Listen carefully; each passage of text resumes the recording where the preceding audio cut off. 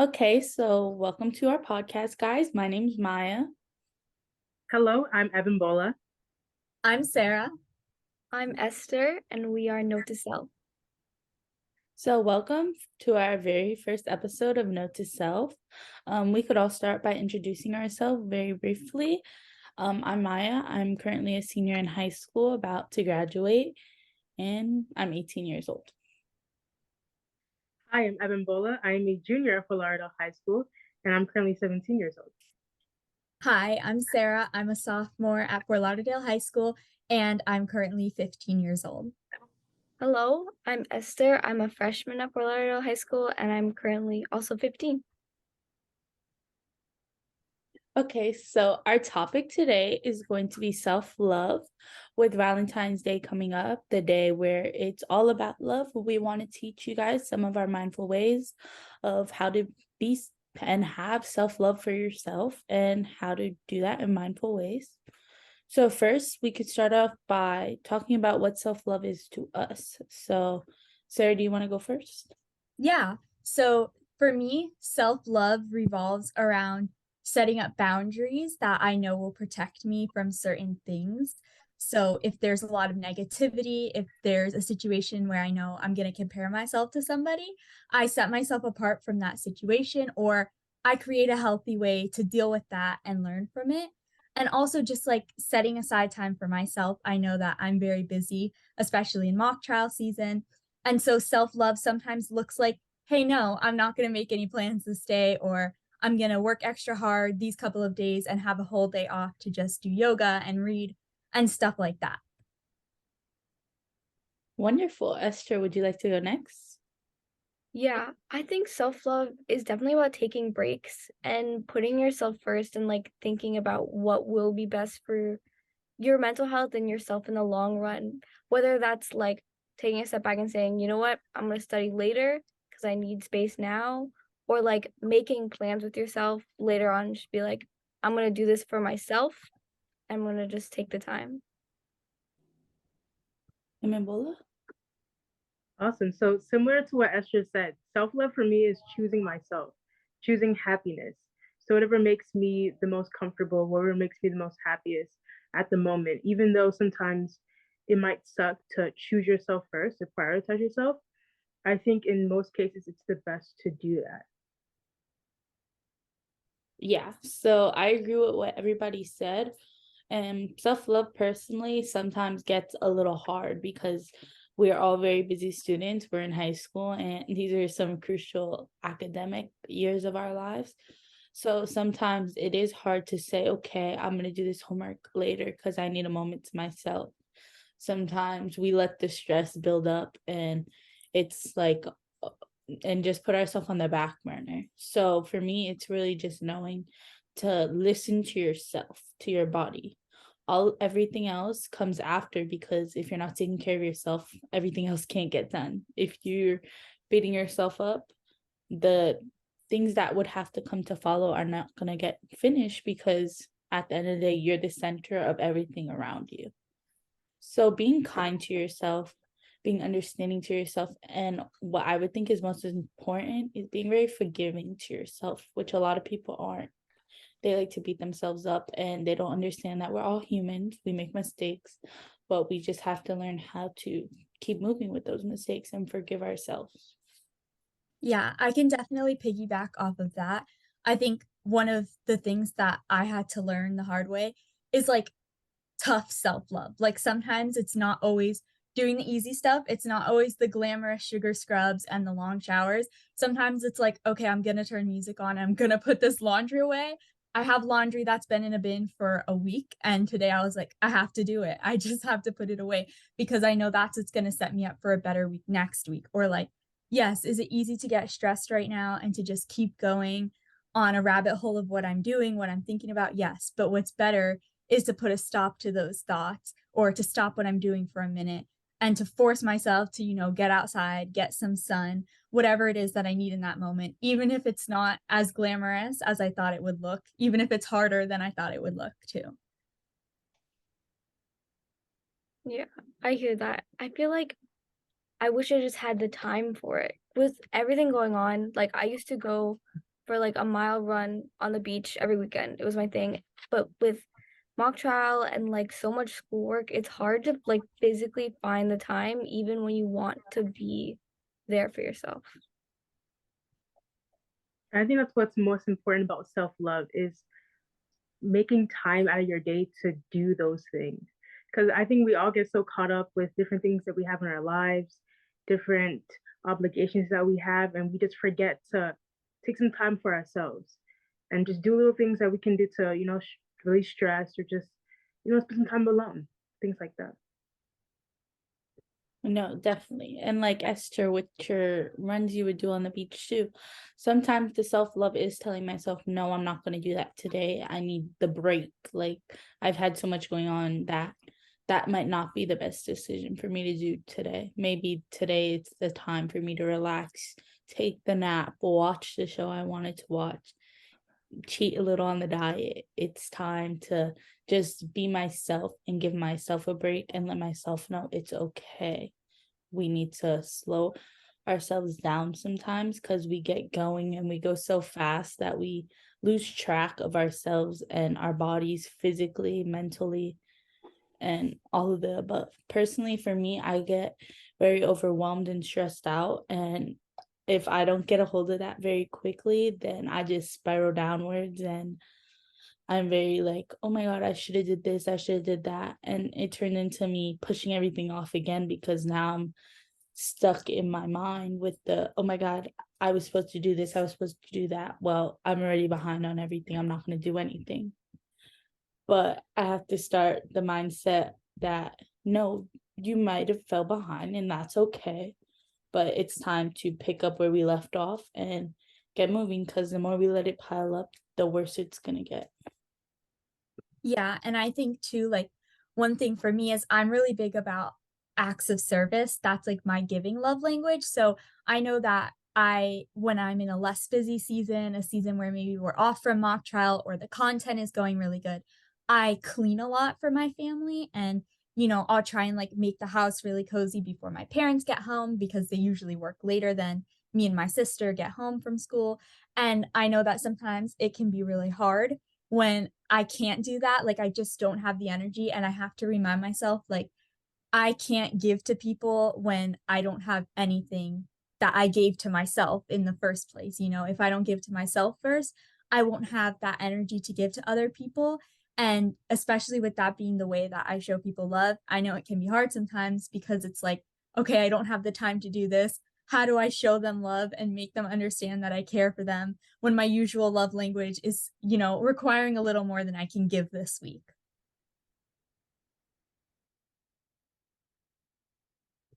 And while everything we're talking about is self-love, I also think that there is also a very other thing with self-love, and it's self-image, how you view yourself, how you talk about yourself, even if you're not verbalizing it. A lot of days we look in the mirror and we might be like, this is not my best. I don't like my outfit. I don't like how I look. I'm not feeling good. This isn't myself. And a lot of our self-love also comes from how we view ourselves, how we talk about ourselves, how even if it's just in our mind and how we talk to ourselves and we have to be kind to ourselves. So it's the looking in the mirror and saying, I look great today. I'm going to conquer today. And I'm going to do amazing at everything I do today.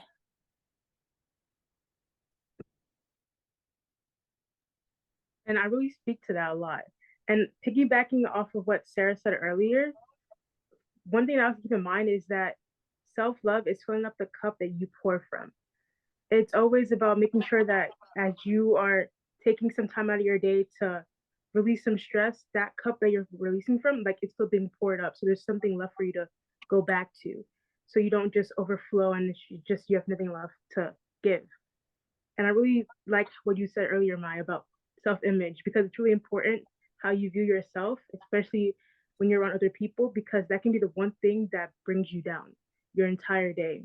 It can be that you can be your biggest enemy sometimes. So when you have the most confidence in yourself, it's the most amazing thing you can do because that might be time when nobody has confidence in you. So you are able to build yourself up and be your own best friend. Yeah, I like the look your best, feel your best, do your best. mentality where it's like I look my best by putting myself together hygienically. So I know for me, I beat myself up about my hair sometimes because I have naturally curly hair. So it can get very chaotic on certain days, especially when the schedule is tight for wash days. So for look my best, I equate that to maybe I put on that pair of earrings that I usually save for a special event. Maybe I take the extra minute to pick out, two matching necklaces or an outfit that I think is cute.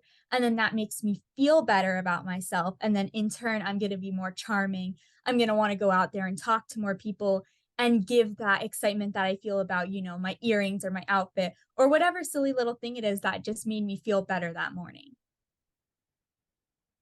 Yeah, I Something totally that you, oh, agree. sorry. Well, you go. Well, I was just going to say something that you said that really resonated with me was when you said this silly little item. Things like that, I think like that's even a negative connotation that we give it, because if something makes you feel good, why does it have to be silly? If it's making you feel good, that's amazing. It's great that that pair of earrings, that outfit, that necklace is making you feel that way. So I wouldn't want to put that label on it and say it's a silly item, because if it's making me feel good, then it's important.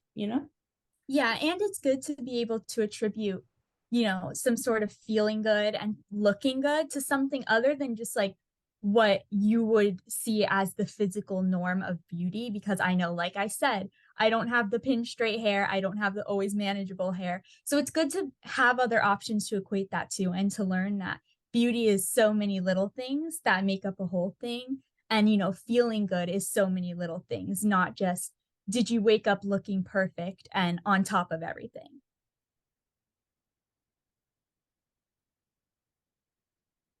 I hear that. And I think that like part of it is sleep. I feel like when I know I'm putting so much on myself that the thing that I need to love myself the most is just sleep, rest, to like wake up the next morning and be like, I put myself first. I got some good sleep in, and now I feel like more ready to take on everything.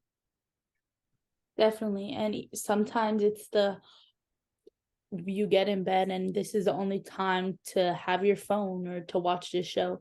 And I've lately been I get in bed and I put my phone down.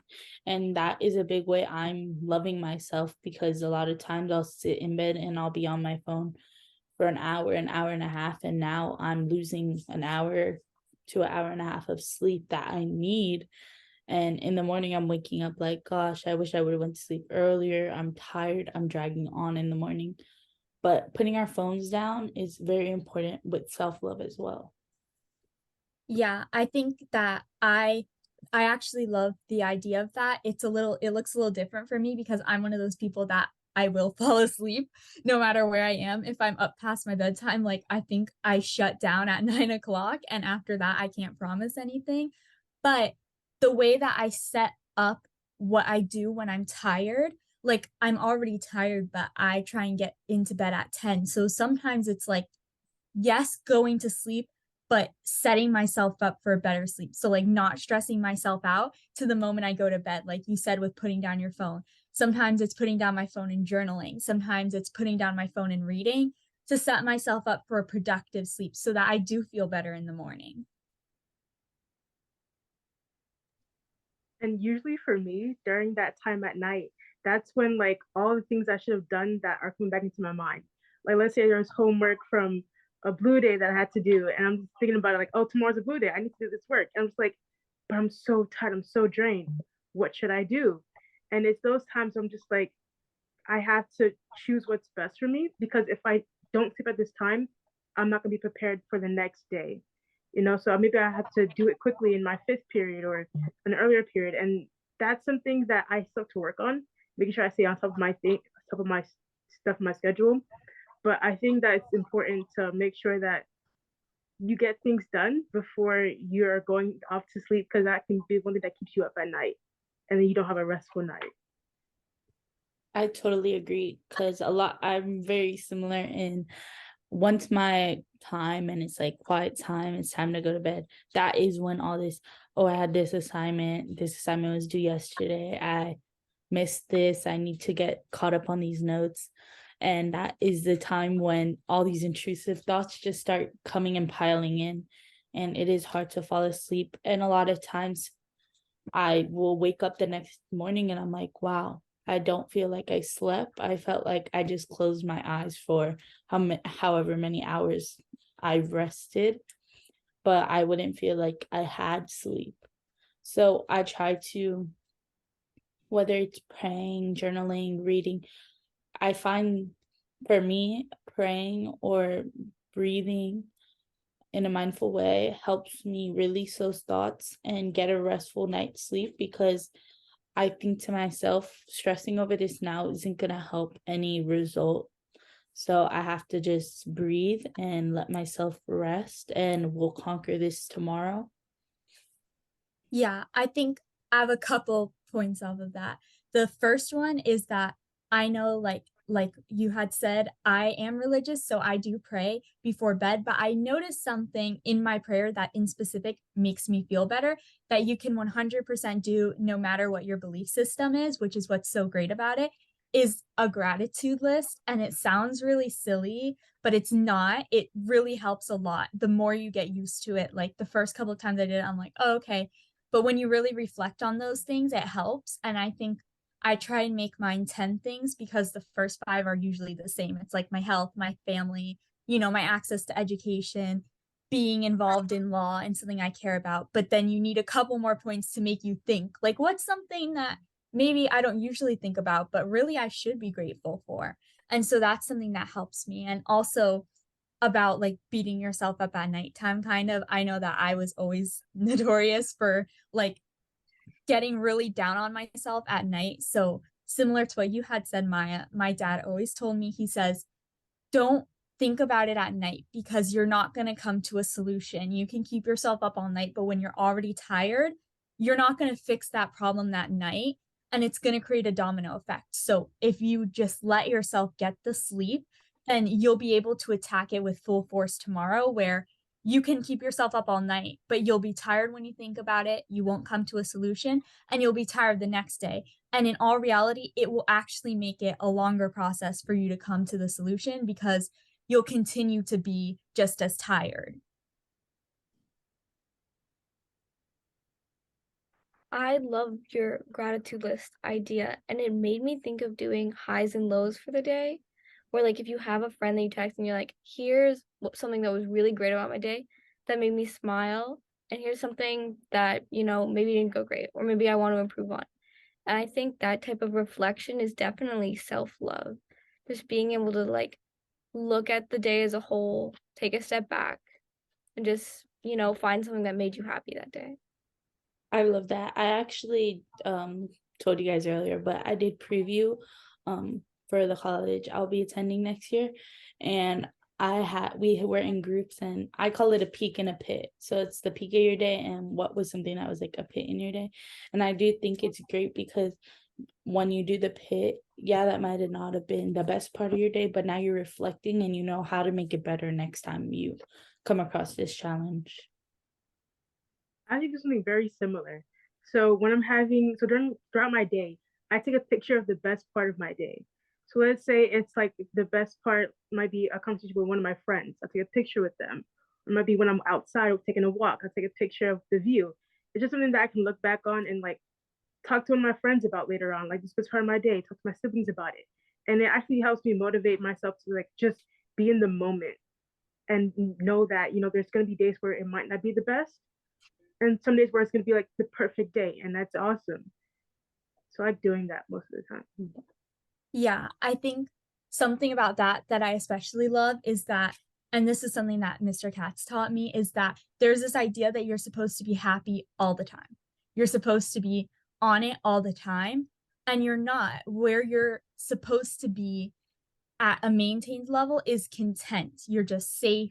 You have everything you need. So you're not always supposed to feel off the walls happy. And so when you do feel that, it feels more important. And so I think that that's kind of the thing with like the peak and the pit, is that if you don't discuss the pits of your day, then the peaks of your day don't matter. So as easy as it is to get all on yourself and go, oh, well, this was the hard part of my day, acknowledging that is just as important, because if you didn't have days like that, days where everything went right and feel super amazing wouldn't be as special. So that's the way that I always look at it, is that I have to know the pits to know the peaks as well.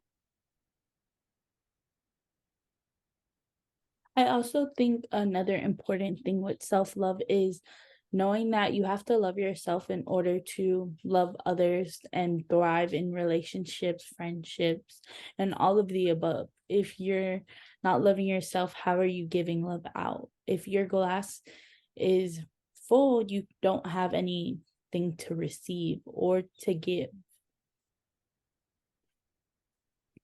And I love that way of thinking because it's when you love yourself, you know how to differentiate love from other people. You know when somebody's not giving you like true love and you know how to respect yourself, you know? It's like you can realize and you can differentiate toxic from like actual true love, you know?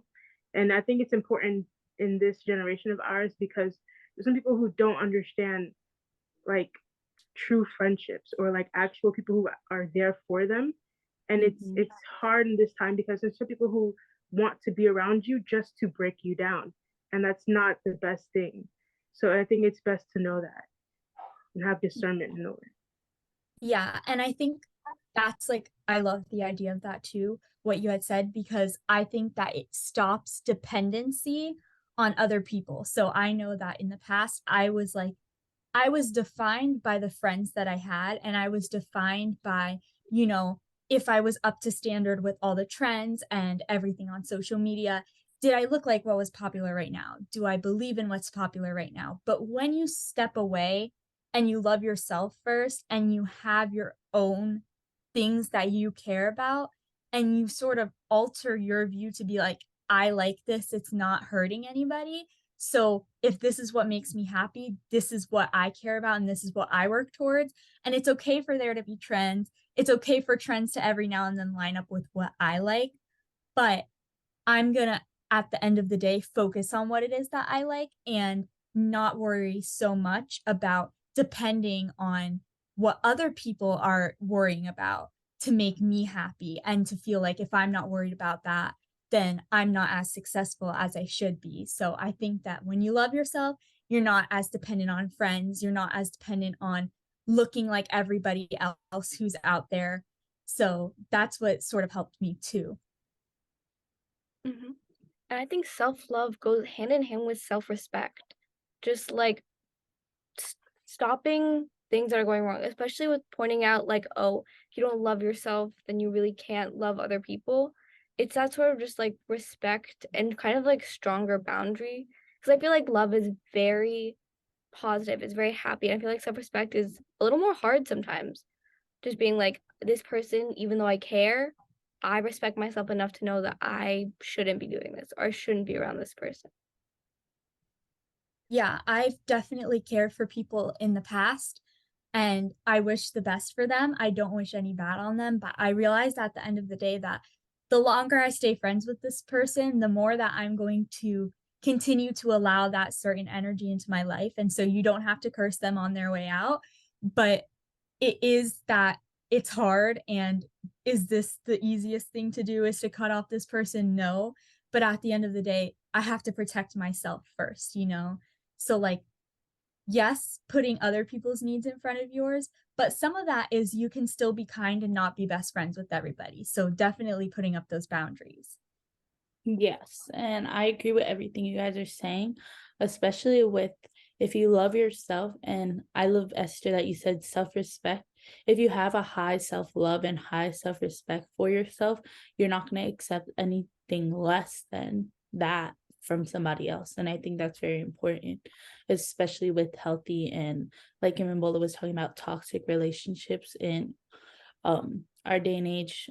A lot of people aren't in the healthiest relationships, friendships, or whatever. And being able to have a high self love and respect and be able to set those boundaries and know what's healthy for you and what's not healthy is very important. And I think the more that you set those boundaries for yourself and the more that you love yourself, the more that you're going to realize like my standards aren't unrealistic. And just because I'm made to feel like I'm looking for something that doesn't exist. I'm looking for something imaginary because of what you see around you. The more you love yourself, the more you realize that it's not about what you see around you. It's about the fact that what you're looking for is a healthy standard and that things that are good aren't always immediate. So sometimes just like waiting that out and, like you can watch everybody else do what they're doing around you and be supportive of that.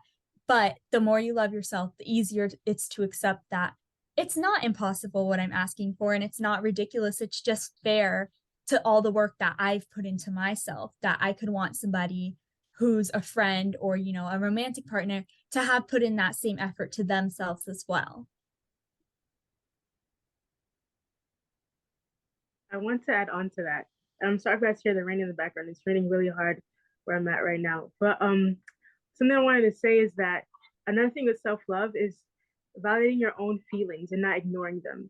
I feel like there's a lot of times when we think that what we feel is so absurd and like no one's gonna care about our opinions when it really does matter because we are a person who take up space. We should not ignore that, but express it, you know? I feel like I used to do that a lot.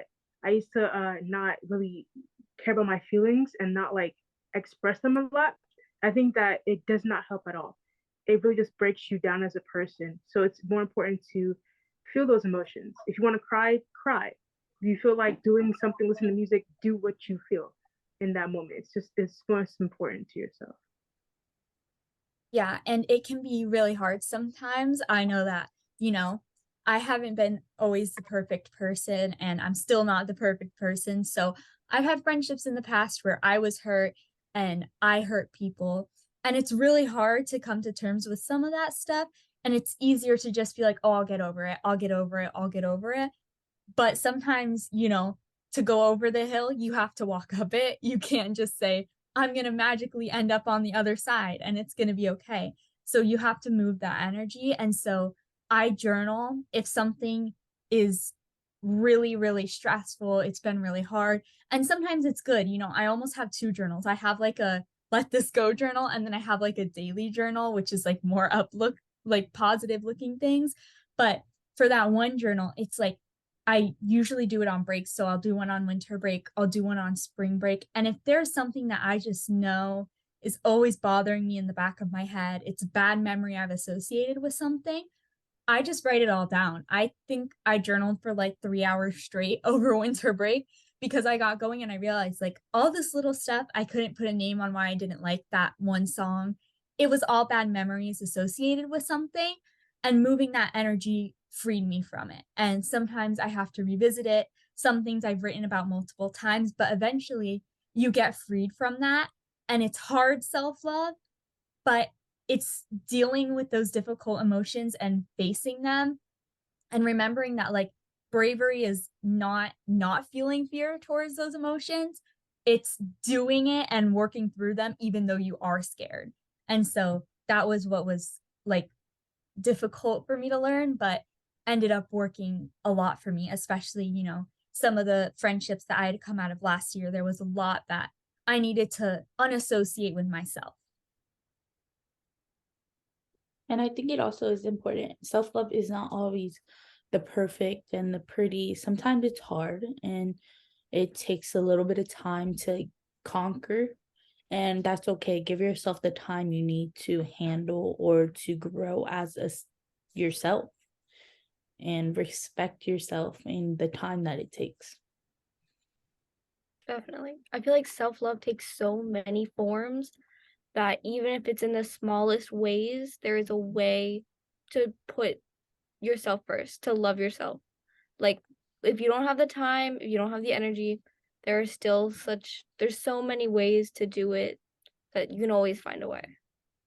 Yeah. And I think one thing that I work on with that is if I know I have a particularly busy week coming up, I don't necessarily schedule a separate time if it's just not possible, or if it could be possible, but that's not what I'm focused on because it's a busy week, but it's not that I'm busy with bad things. I'm just plain busy. So I'll set up to integrate those things instead. Like I'll light a candle before I do my homework. I'll make a cup of tea halfway through as like a little brain break, and then I'm drinking it as I finish up, something that I had to get done. Or I'll throw a face mask on and then it sits and I get an assignment or two done and then I wash it off.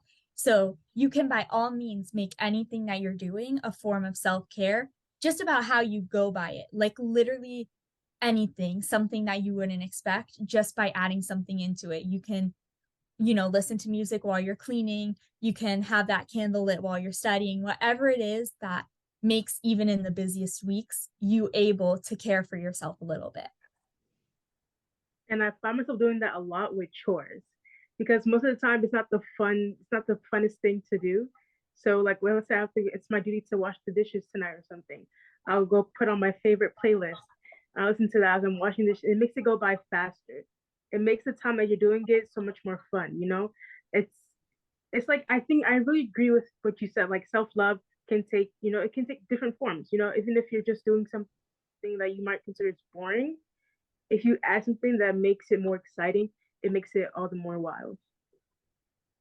Yeah, and definitely something that's become like my favorite little ritual for doing chores is I think, whatever it is that you believe in, you can just thank the universe, you can just say just be thankful for whatever it is, but do that while you're doing your chores, and that's something that like greatly helped me because I hate doing laundry. Like I absolutely hate it. For somebody who wears as much clothes as me, you would think that I would have gotten used to doing laundry now, considering that sometimes I'm a 2 outfit a day kind of girl. So you would think I would have gotten used to the laundry, and I'm not. But I'm thankful for all the clothes that I have. I say, thank you for all the clothes that I have. I'm thankful for the fact that, I live in a country where I can have access to all of these outfits, all of these different stores, that I can wear whatever style I want. I'm thankful that I have a family who, doesn't try and dress me and I'm just able to make that decision for myself. And so stuff like that, or when I'm cleaning something that I don't want to be cleaning, I'm thankful that I even have a house to clean. I'm thankful that, I have new furniture that's able to be in my home for my family. And I'm thankful for the memories we made at the table as I'm wiping it down. So stuff like that, where it's the gratitude conquers the suck of what you're doing. Yeah, and I think everything we talked about today was very important and it showed small ways to show your self-love. And if your self-love looks different than ours, that's totally okay and that's normal. We all have different ways we show ourselves love. Thank you so much for watching our first episode. My name's Maya, My name's Abimbola. My name is Sarah. My name is Esther. and this was Note to Self. Bye. Bye. Bye.